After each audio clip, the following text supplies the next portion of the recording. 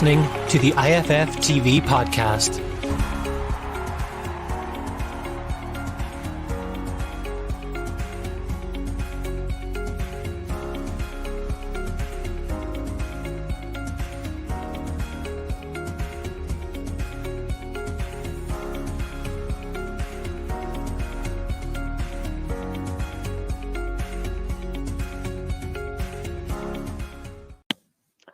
Hello everyone and welcome to Irish Football Fan TV for the First Division show. Paul Tierney here, joined by Gerard Browne. Ger, how are we today?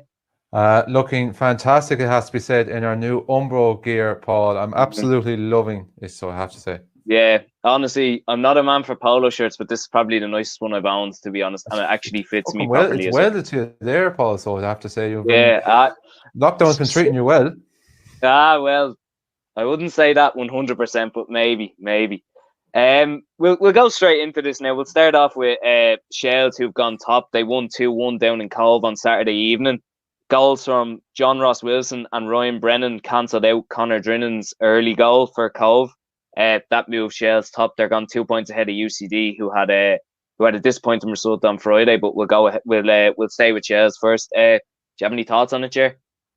Yeah, I think a good win for Shelburne in the end. I think Cove might actually look back on this one. I think it was one to get away to pull the scalp in this division. As you mentioned, they went in front early on through Conor Drennan. They had a goal actually disallowed for offside just before that. And then probably the match-defining moment when Charlie Lyons had a penalty saved by Brendan Carrick on the post. You feel if that goes in, 2-0 up, great advantage, confidence rolling. That would have nearly been Cove's game to lose. But kind of credit to Shelburne. They weathered the storm for the rest of the half. They got in at half-time and they changed the game. You know, they got that equaliser through John Ross Wilson. Just even before that, Ryan Brennan, who did go on to be their hero, he had a good effort, I think, from close range that was denied by the Cove keeper, Sean Barron.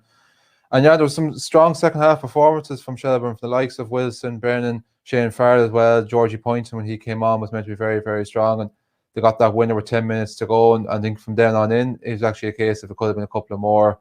They really kind of kicked on, took the confidence from there. And they're flying it now. They've gone to where they want to be, where they expect to be at the start of the season, top of the table. Sets things up quite nicely for that game against UCD on Friday night.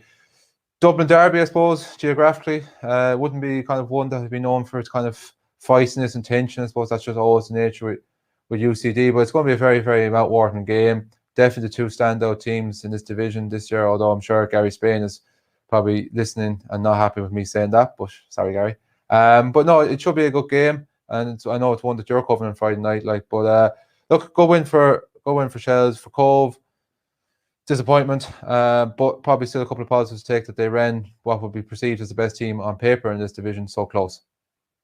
Yeah, definitely, I agree. And just a brief one on the UCD, the Derby geographical situation. I mean, I suppose they've played each other a lot more in recent years due to Shels' sort of demise, we should call it. So I mean, they're used to playing each other, and I'm sure it's been a bit of a promotion derby even in the last couple of years.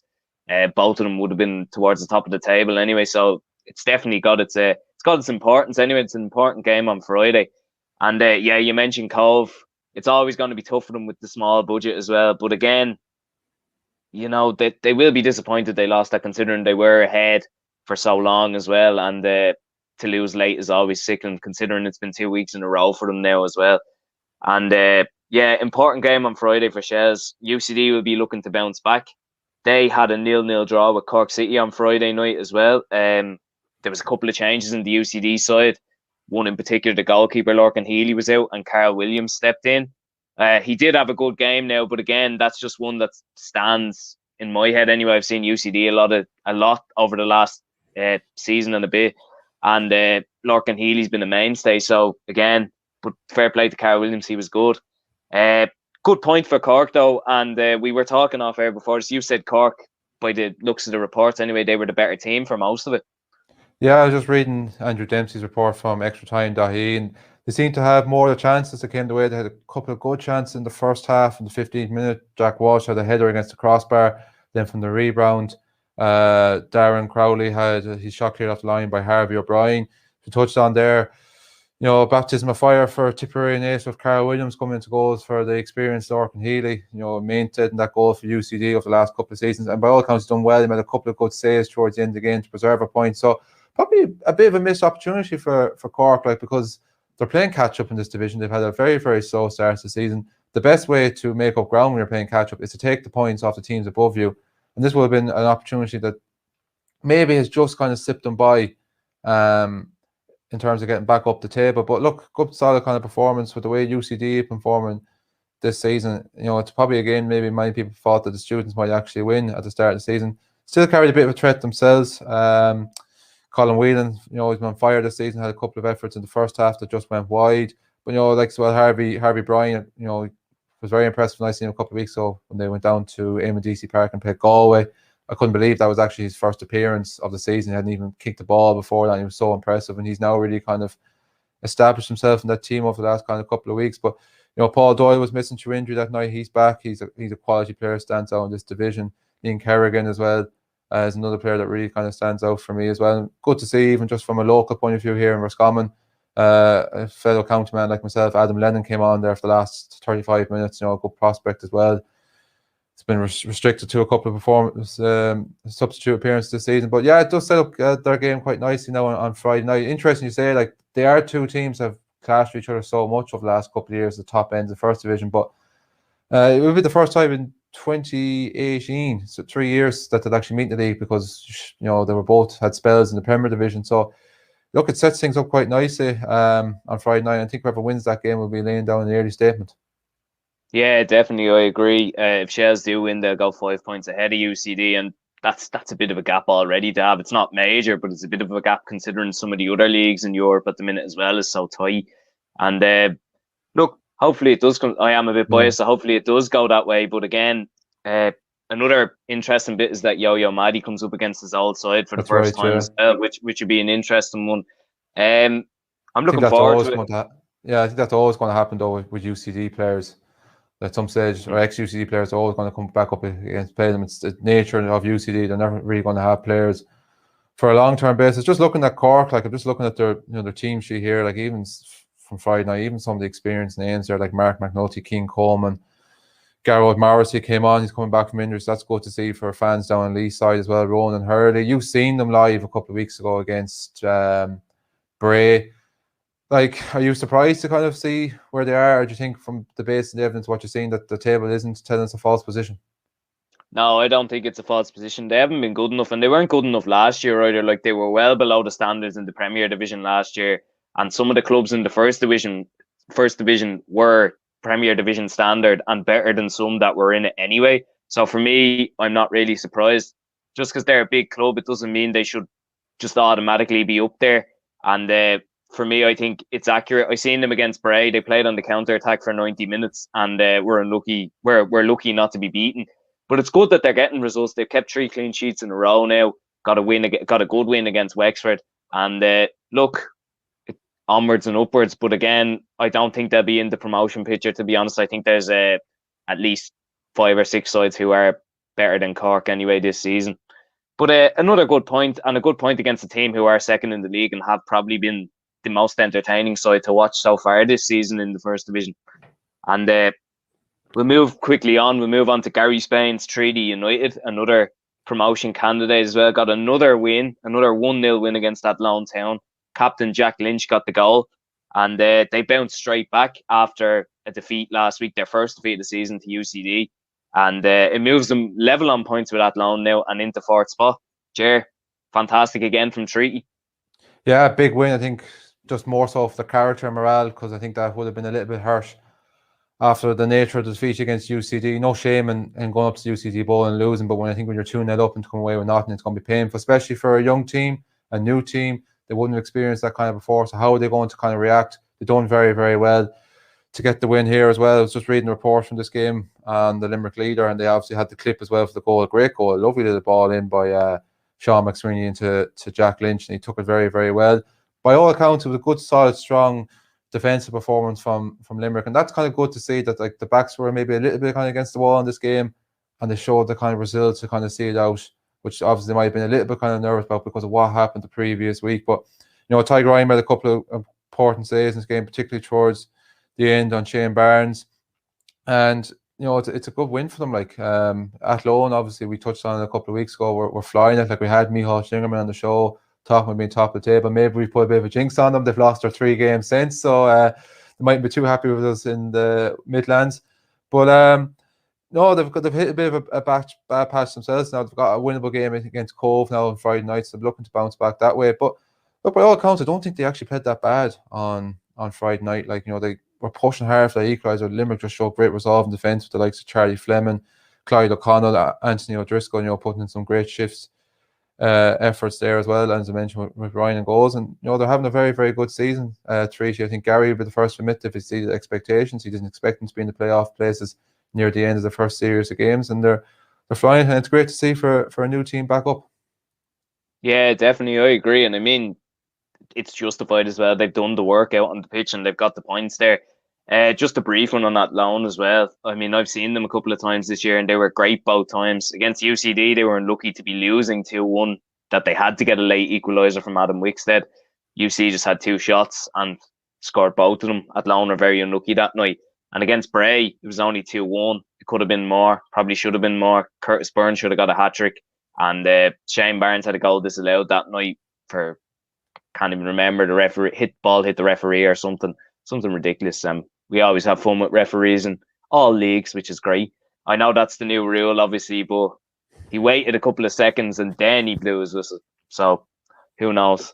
But yeah, hopefully they can get going again. I'm not being biased towards Athlone or anything, but they're a nice group. Adrian Carby's he's a nice man. He's like them. Yeah, he's a good manager. They've got good players. So I mean, maybe they'll get going again against Cove on Friday. But they'll have to. Yeah, go on, go yourself.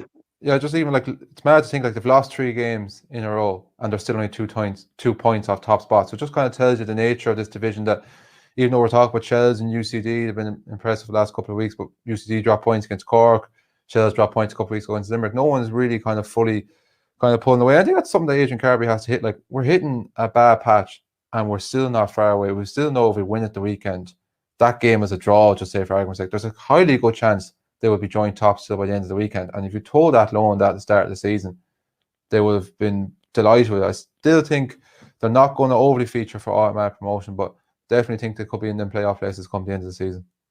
Yeah, definitely, I agree, and mainly down to their start as well. If you want to see the interviews after the game, Gary Spain did catch up with Tommy Barrett and goalscorer and captain Jack Lynch, so you can watch those now. It's Gary Spain here for Irish Football Fan TV with Treaty United manager Tommy Barrett after that fantastic 1-0 win over Athlone Town. Tommy, can I get your thoughts on the game?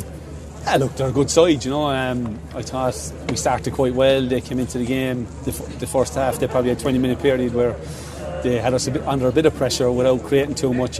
But we looked lively on the counter, I think, all night, Gary. And we probably created the better chances in the game, I think. You know, even they probably had more the possession. I thought we were probably full value for the win, to be honest. Do you think Sean McSweeney and Kieran Red Hanlon linked up very well tonight? They do, yeah, and they do. Look, Sean McSweeney is a top class player, to be fair, you know, and look, Kieran Hanlon's a handful, as we say. Red's a handful every week, and I thought it was an excellent goal actually. Again, you know, Sean sees the ball to Jack, and it's an excellent finish by Jack. But we had good performances all over the park again, but no different than we've been having. You know, we've been playing really well since probably the 3rd game in against Galway. It was the 4th game in against Galway. We've been playing really well, and we got a bit of luck tonight and we won the game. You know? And how important was it to have your 2 central defenders, your first choice, Anto O'Donnell and Sean Gearns, back tonight? I thought both were superb. Yeah, I think it is. I think it is important because they've got a good understanding and they're no nonsense, you know, and they're good solid defenders, and you know, and that's no disrespect to Jack and Clyde last week. You know, Jack and Clyde were up against 2 very good players in Kerrigan and Whelan, and they did okay. But Jack and Clyde were excellent in midfield tonight, I thought. You know, so like they're probably long term they might end up centre halves, both of them. But you know, they do a great job in the middle because both of them are very mobile and they get around the park, and they're 2 big boys. And I thought both of them, you know, were excellent as well tonight. And a goal for captain Jack Lynch. He must be delighted. I am, and I'm delighted for Jack because he was unlucky last week. I think the keeper puts off a great save 20 minutes in last week, and I think he hit the crossbar as well. And he's been thereabouts for the last few weeks, looking to score, and it was a great run, and he makes those runs all day. It's a really cool finish. I was delighted with him and delighted for him. Yeah, that's great. With Treaty United captain and goal scorer Jack Lynch, Jack, can you talk me through your goal tonight? Do you know what, I said before the game I had a feeling I might nick one, and from talking with Sticky and watching the lads, watching Athlone in video, I thought they might struggle with late runs into the box. So look, it all came together. I thought Sticky might have taken too much out of it, but he's super in those situations. He managed to find me, and from there it was a bit of a blur. It's my first goal in League of Ireland, and it's a bit special to score here at the Marketsfield for your hometown club. So it'll stay with me for a long time, I think. It looked a really good pass from Sean McSweeney, so maybe you're not doing him a full service. Oh, I'm not. I'm definitely not, to be fair to Sticky. No, look, he's a super player, and he can make things out of nothing. So, and I think that's what he's done there. I think he split about 3 or 4 of them with the one pass. He knew I was running in there because we had spoken about it beforehand. So, look, he's a super player, and he's come up trumps again for us tonight. Super assist. And what's it like to be here, captain of your hometown club? I mean, your father played for many years with Limerick and played cross-channel as well. What does it mean to you to be playing here as captain? It's hard to describe. I suppose when I was doing interviews around the time and it got announced, my kind of motto was that it's something special and something that will stick with me for a long time. The fact that I'm the first person to captain Treaty in the League of Ireland. So look, it's a bit of I've said blur already, but it's a bit of a dream, and that might sound like a bit of a cliche, but I suppose all you can do is grow up hoping that you'll play at a decent level, and the fact that I get to captain my own club in kind of one of the most competitive leagues in Ireland, sure, what more can I ask for really at this stage? And you're certainly Mr. Versatile as well. You've played in a few different positions: right back, centre half, central midfield. Now for a small bit, but no, look, and I have to be honest, it's kind of been one of my downfalls really over the last couple of years. You know, sometimes when you're as you say, Mr. Versatile or that kind of utility person, you get thrown around, you can't really nail down a spot.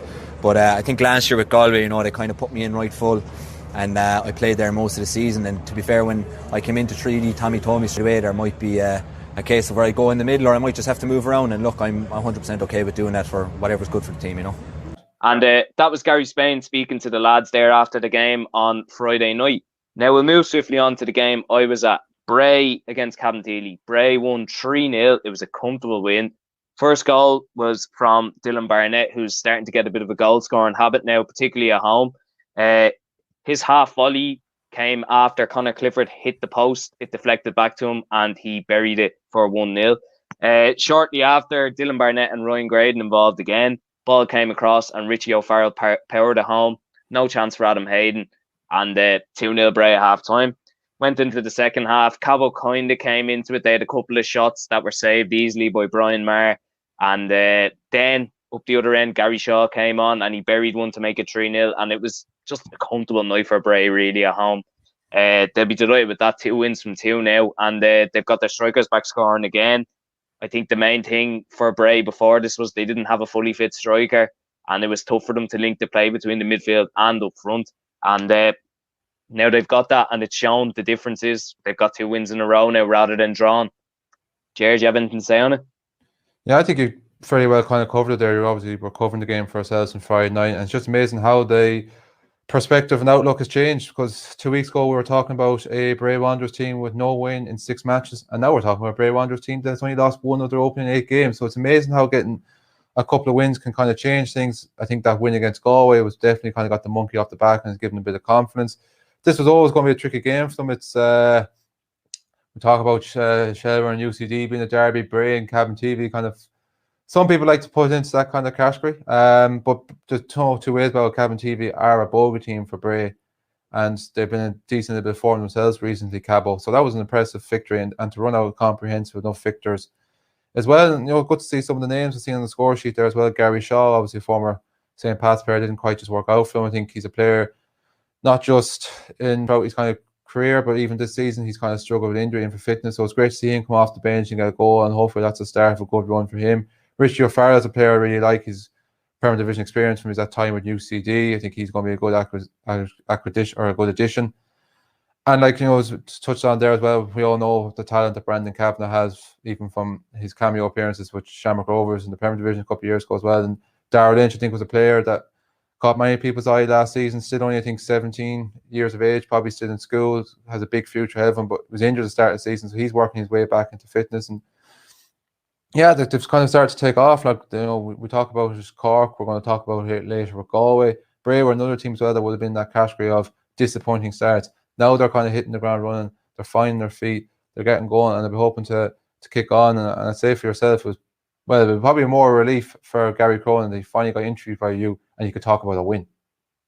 Yeah, definitely. It's been a while. And speaking of that interview, I did catch up with Gary Cronin after, and you can watch that interview now. Paul Tierney here, joined by Gary Cronin after Bray's 3-0 win against Cabinteely. Gary, you must be delighted with that comfortable win. Yeah, it was. Obviously, the first half was comfortable, and for us, probably should have had more goals. And the second half turned into much more of a game. Obviously, for the first 20 minutes, Cabinteely threw a lot more at us, but the third goal killed the game off. So look, overall, got to be happy with a clean sheet and 3 points. And from our point of view, the wins haven't really been that easy to come by. So to get two of the week is fantastic, and hopefully we can build on that. Yeah, and 3 goals from 3 different players as well, but most importantly, Gary Shaw's got 2 from 2 now. He's looking back to full fitness. Yeah, well, look, come here, we'll just keep on working with Gary. I mean, I know he's not, because I know what Gary has in the locker, but I tell you, he's really good around the box, and we know that. So, look, we getting him back on the field is fantastic for us. Obviously, when it happened in Shels' injury, we were praying it wasn't going to be as long or too long, but look, we're able to bring him off the bench. He's after scoring twice off the bench, which was fantastic, and hopefully now we can get him back to full fitness where he's able to start the game soon. Yeah, and obviously up next Wexford away. Is it a very tough game? Yeah, of course it will. I'd imagine they'll have their man in place by next week, wherever they want to choose from. We just have to focus on ourselves and obviously have a look at Wexford during the week. Their game against Galway tonight. So look, it's no matter. I've always gone down to Ferrycarrick, and it's never been easy. Once we had an easy game down there, I remember. But last year we went down there, we were 1-0 down 3 minutes ago. We ended up winning 3-1. So I'm expecting nothing less than a tough game. That's great, Gary. Thanks very Paul. much. I'm much happier, Gary Cronin, there talking to myself on Friday night. How was good win for him. How was the hospitality after the game on Friday, Paul? No hospitality this week, Jared. They usually do offer Bray, fair play to them, but no hospitality this week. They actually had a lot of media there, so it was kind of a bit of a rush. So that's just the way. But usually they do offer, and fair play to them, a very well run community club out in Wicklow there. So we'll swiftly move on to our last game now. We've mentioned Galway already. They played Wexford on Friday night and they got a 1-0 win. A late winner from David Hurley. He got the late goal, 95th minute to be exact, and disappointing for Wexford again, trying to get their first point of the season. Very unlucky. Defended very well. Were well in the game for the whole thing by the sounds of it from the match reports, and heartbreak for them. But look, it's a positive anyway, considering they conceded 11 in their last 2 games before this. Only won this week and probably should have got a point. Yeah, so close to finally getting off the mark for the season. Absolutely heartbreak. I was at training on Friday night, and when I popped back into the car after training, I turned on Galway Bay FM. I couldn't believe it when the commentators were still saying that this game was 0-0, and they were actually fearing that this could end up being another Bray Wanderers. Because no disrespect to the club from the southeast, I genuinely thought Galway would win this game and boost their goal difference. But look, you have to give them credit. They dug in there deep. Their goalkeeper, as often will be the case probably for Wexford this season, Jimmy Corcoran, was brilliant, made a couple of good saves. Look, Galway probably, you can say in some respects, didn't do an awful lot wrong, particularly in the first half. Like, they hit the post twice between Padraig Cunningham and then the fullback Gary Boylan. Moments later, Cunningham then had a goal disallowed for offside, as I mentioned. Corcoran was a busy man the second half, but they had a couple of chances themselves in either half from Jack Dartley, from Carl Fitzsimon, so they hung in there. Like, just listening to and seeing some of the reaction from the travelling pundit podcast. Is that the name? That's the one. Yeah, that's the one. Yeah, got tongue tied there for a second. But they were, they felt there was a lot of encouragement and positive takeaway from Wexford point of view, and they were very, very proud of a brave, spirited display. And look, we're seeing that they went up to Talca last month and they gave Shelburne a couple of headaches as well, and made it very, very hard and difficult for them. Like, so they have proved they can be a stubborn resistance to kind of break down. It's just for their own point of view, and I think for a neutral's point of view, everyone kind of just wants to see them to kind of get off the mark and get a couple of points and make that bottom end of the table look a little bit more kind of competitive. But look, for Galway, it's mad to think that they've had a fairly slow enough start and they're still not that far off top spot, and they're still in the very much in promotion shake-up. But I think if David Hurley didn't bail them out of jail this time, I think they would have been under serious pressure. Yeah, definitely. And look, it's a good win for Galway. It puts them back in that. It's kind of getting very tight in the playoff mix anyway. Shels and UCD are kind of a bit ahead. And look, they'd be happy they're there considering the start they've had. They haven't been good, but maybe that's just the effects of full-time football for the first year for some of those lads. But look, it'll probably do them the world of good in the end, and they'll kick on. And just in Yeah, but just even like on that, I know like they're gone full time as well. But if you look down through their squad, like Conor Kearns was with Pats last season. Gary Boylan is experienced in the Premier Division with Sligo and Cork. Carzan Ubazuno was with Dundalk when he was younger, during that time when they were in Europe. Like Shane Duggan, Conor McCormack, like all these players, like Patrick Cunningham as well was with, I think, Cork City for a while. Like they have players that have plenty of experience playing the Premier Division and being full-time clubs. Like, so I don't know if that kind of enough of an excuse. And in this division, when you're coming up against someone like Wexford and the teams like Cove and Athlone that are, you know, heavily part-time, like it should be kind of stand out a little bit more. When you have a manager as the experience of John Caulfield, who won a league and a cup inside the last 5 years, should be doing more, really, to be brutally honest. I know as well that time was at the UCD match a couple of weeks ago from talking to their media. They are very frustrated with the start of the season, and I doubt there's been much lifted since that game to suggest that things are picking up to where they want to be. Yeah, definitely. And look, they'll keep going anyway, and they'll keep battling away. Just a brief one on Wexford as well. They have got Ian Ryan in. He is their new manager. For me, I think it's a good thing that they've got him in early. They haven't been waiting around. You look at the likes of Dundalk with a caretaker manager. He's like, you know, there's still no decision on getting a proper manager in there. So it's kind of affecting them. But it's good to see it, Wexford, and hopefully that'll help them kick on now in the next few weeks. Yeah, it's good to see as well when they're going to training this week with a new manager that they've got actually something to kind of to work off. Like that, their last performance was probably arguably. Look, I haven't seen Wexford this season. Maybe some of the fans might let us know in the comments, but I presume that was probably one of their better displays of the season. So there is definitely kind of encouragement from them to go from there. I'm not 100% sure. That's Bray actually, sorry, they have this weekend. Yeah. So in the derby mode again, Culture College and East Coast derby. You know, I know Wicklow, Wexford are bordering counties, but I think there's still a fair spin between the two grounds. But yeah, look, like I said, look, at least they've got the sorted. They're not letting it drag on, and you know they've got a firm kind of plan now to move forward with. Yeah, definitely. Well, that concludes the show for this week. That's the First Division show. We'll be back again next week with more on there's a very important game on Friday as well between Shels and UCD, and there is also 4 other matches as well. So we will have our review for that then. Thanks very much everyone for watching. Thanks to Jer for taking part, and please keep following, liking and subscribing. Thanks guys. Take care. Cheers, Paul.